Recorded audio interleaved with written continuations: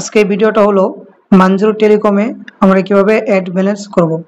তো balance add করার আগে আমরা কিছু কথা বলি, শুনেন।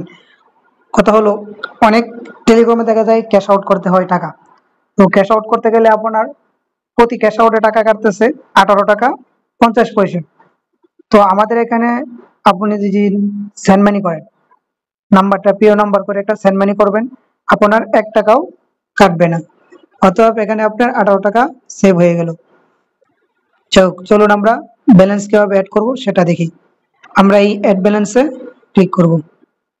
অ্যাড ব্যালেন্সে যাওয়ার পর আমরা যদি মনে করেন যে মোবাইল রিচার্জের জন্য টাকা ভরি, তাহলে আমরা এই মেন ব্যালেন্স এটা সিলেক্ট করব।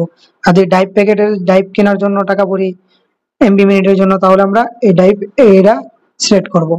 আর উপরে যেগুলো যেভাবে আছে ঠিক সেভাবেই থাকবে। তো আমরা মেন ব্যালেন্সে এখন টাকা অ্যাড করব। মেন ব্যালেন্সে ক্লিক করার পর আপনারা এই নেক্সটে যাবেন। নেক্সটে যাওয়ার পর দেখেন এখানে লেখা আছে, এখান থেকে নাম্বার কপি করে নেবেন। নগদ দিলে নগদ, বিকাশে দিলে বিকাশ, আমরা বিকাশে দিই, বিকাশ নাম্বারটা কপি করলাম। এখান থেকে নাম্বারটা কপি করে সরাসরি আমরা বিকাশে চলে যাব। বিকাশে যায় টাকা এই নাম্বারে সেন্ড মানি করব। আর পিও নাম্বার কিভাবে করতে হয় তা আপনার একটা ভিডিও দেখে, ইউটিউব ভিডিও দেখে করে নিন বিকাশে কিভাবে সেন্ড মানির ক্ষেত্রে পিও নাম্বার করা হয়। হ্যাঁ দেখেন আমরা বিকাশের টাকাটা সেন্ড মানি করে দিয়েছি।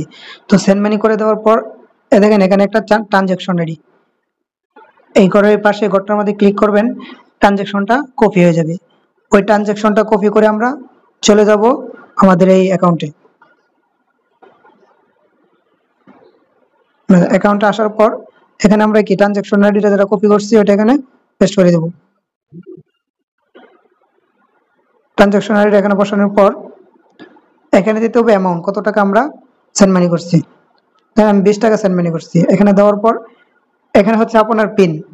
আপনি সাইডের যে পিনটা থাকবে অ্যাকাউন্টের, আপনার অ্যাকাউন্টের যে পিনটা থাকবে এখানে সেই পিনটা পেস্ট করবেন। তো আমি আমার পিনটা এখানে পেস্ট করব। আপনার পিনটা এখানে পেস্ট করার পর অ্যাড নিউ এখানে একটা ক্লিক করবেন।